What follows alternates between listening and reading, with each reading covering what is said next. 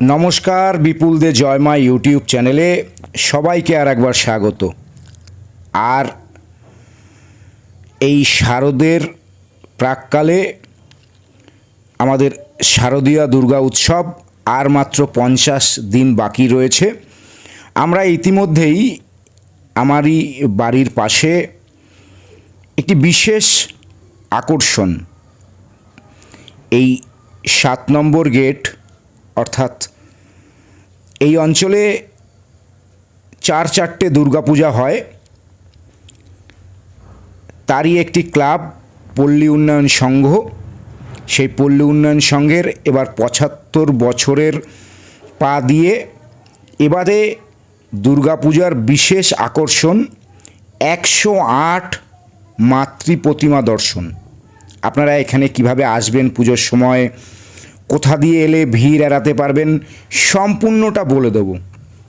দেখুন, একদম ওই যে 7 নম্বর গেট রেল দেখছেন, প্রথমে আপনাদের, যেহেতু এখনও 50 দিন বাকি রয়েছে, তাই প্যান্ডেলের কাজ ইতিমধ্যে তো প্রায় অর্ধেক হয়েই গেছে, সমস্ত বাধা প্রায় কমপ্লিট।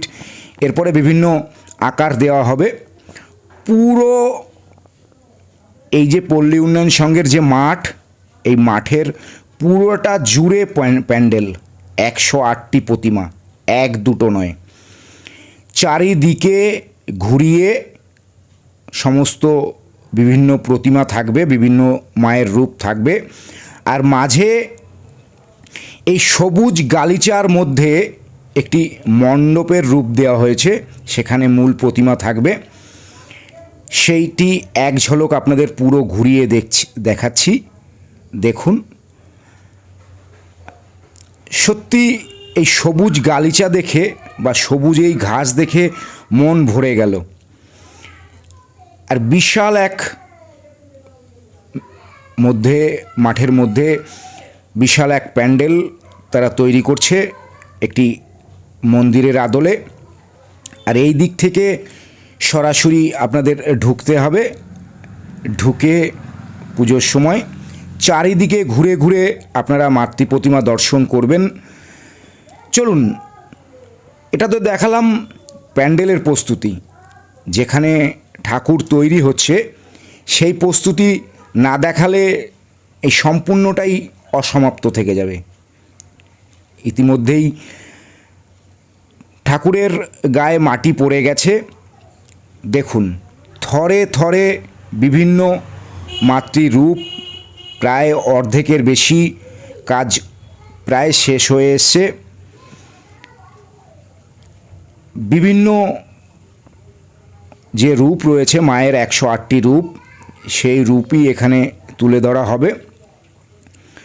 সেই ঠাকুর ইতিমধ্যে প্রায় 50 থেকে 60% কাজ শেষ হয়েছে।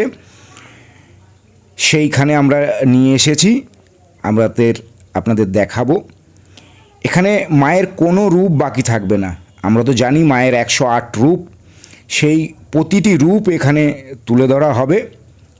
মাতৃ বিগ্রহ আপনারা দর্শন করতে পারবেন। আপনারা কিভাবে এখানে সহজে আসবেন আর এই 108টি রূপ দেখতে হলে, আপনাকে তো বললাম যে আপনাকে পল্লী উন্নয়ন সংঘের এই পুজো মণ্ডপে এবারের দুর্গা উৎসবে আসতে হবে। আর আসবেন কিভাবে সহজভাবে সেটাও দেখিয়ে দেব। আপনারা আগে দেখে নিন, সম্পূর্ণটা দেখাচ্ছি। আপনারা এখানে আসতে গেলে বিশরপাড়া বা নিউ ব্যারাকপুর দুটো জায়গাতেই নামতে পারেন। বনগাঁ শাখার বিশরপাড়া, আমার বাড়ি যেহেতু বিশরপাড়া, তাই আমরা বিশরপাড়া থেকে হেঁটে পৌঁছাবো। হ্যাঁ, আপনারা যারা হেঁটে যেতে পারবেন না, 7 থেকে 8 মিনিট এই বিশরপাড়া স্টেশন থেকে হেঁটে যেতে লাগবে। এটুকু যদি আপনি হাঁটতে পারেন, তাহলে আপনি একদম সুন্দরভাবে সম্পূর্ণ ভিড় এড়িয়ে যেতে পারবেন। আর যদি নিউ ব্যারাকপুরে নেমে যান, তাহলে একটু হয়তো ভিড় আপনাকে বইতে হতে পারে। আর বিশরপাড়ার 1 নম্বর প্ল্যাটফর্ম থেকে নেবে টিকিট কাউন্টারের পিছনে যেখানে অটো স্ট্যান্ড রয়েছে, সেই অটো স্ট্যান্ড থেকে আপনি রিক্সাও পেয়ে যাবেন বা অটো পেয়ে যাবেন বা টোটো পেয়ে যাবেন। মাত্র 10 টাকার বিনিময়ে আপনি এই মণ্ডপের সামনে পৌঁছে যেতে পারবেন। আর সুন্দর প্রকৃতি দেখতে দেখতে যদি আপনি হেঁটে যান, 6 থেকে 8 মিনিট আপনার সময় লাগবে, আপনি এই মণ্ডপে পৌঁছে যেতে পারবেন। তো দুর্গাপুজোয় সকলকে আমন্ত্রণ জানাচ্ছি। আর যদি এই রাস্তা দিয়ে হেঁটে আসেন, একটি ল্যান্ডমার্ক আমি দেখাচ্ছি, পাল দশকর্মা ভাণ্ডার, এর পাশ থেকেই একটি রাস্তা আরও শর্ট যাচ্ছে এই 7 নম্বর গেটের দিকে, বা এই দোকানেও আপনি জিজ্ঞেস করে নিতে পারেন। তাহলে দেখা হচ্ছে পুজোর সময়।